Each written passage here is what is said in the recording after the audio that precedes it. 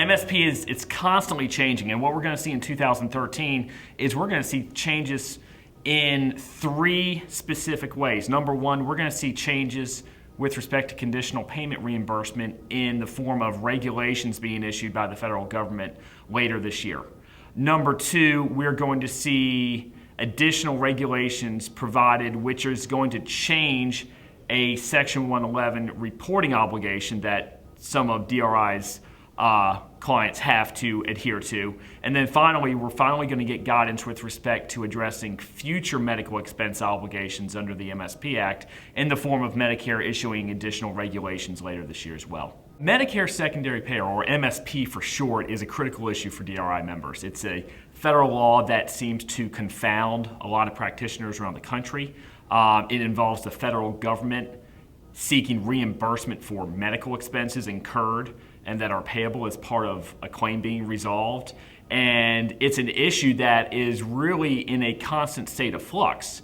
So DRI members might not have the ability to stay on top of it, to keep their finger on the pulse of the issue on a continuous basis. So about 3 years ago, DRI formed a Medicare Secondary Payer Task Force, which is a group of individuals charged with providing updates and education to DRI members about MSP issues that continue to evolve today.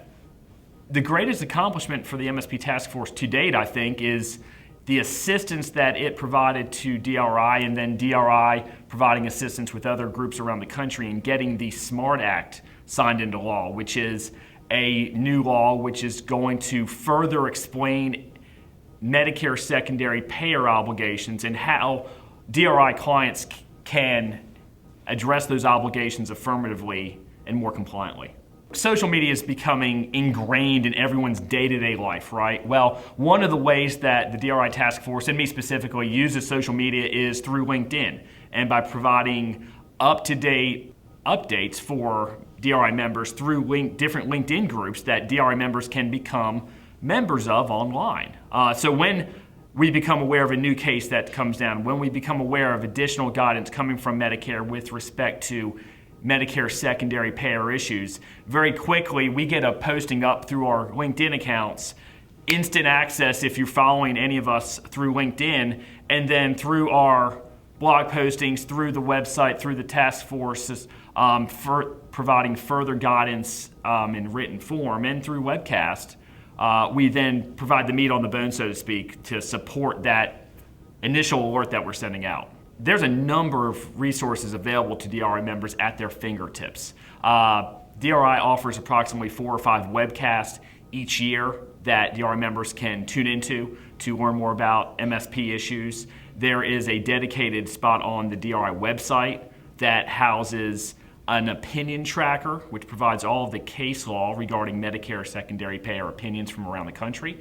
There are also links to other sites within the federal government and other educational sites that members can access in order to gain additional information about MSP issues.